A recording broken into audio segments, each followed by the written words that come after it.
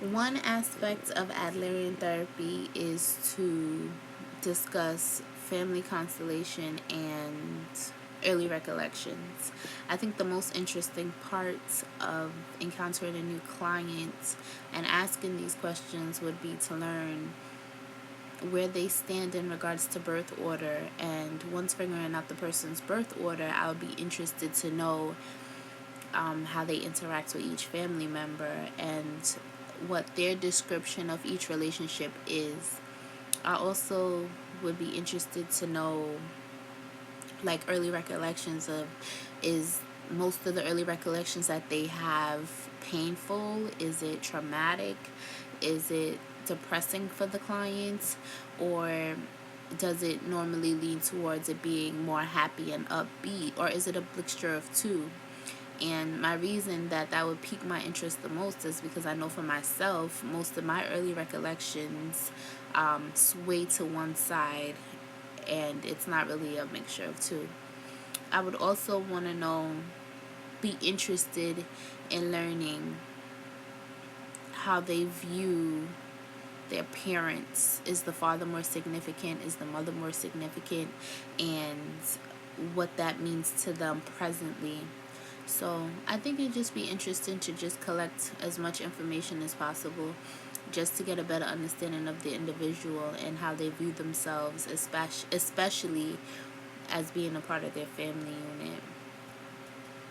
Um, some of the strengths and weaknesses that comes with the emphasis on cognition is that a therapist would always want the client to be willing, ready, and able to reframe their minds and to receive the education and the redirective prompts that they receive. But I would say the strengths is that they would be able to help reshape a person's life and help them, you know, be motivated and start to do the things that they normally like to do. A weakness for me, I'm sorry, if I had to say for a therapist, would be a client that you think is comprehending and understanding the purpose of the re-education and the encouragement, and they're just still at a stunted position. That would be a little discouraging. So I think that would be a weakness, and it would be for the Adlerian therapist to work through that with them and to understand that they might just never get it.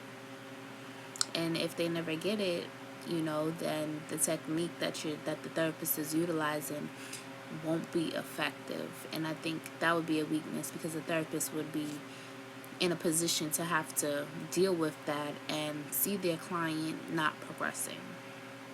So that's what a weakness would look like to me for an Adlerian therapist, is to not be able to encourage their client the way they want, not be able to have that collaborative relationship where they're striving for their goals and meeting the expectations and gaining deeper insight about the things that used to really trouble them.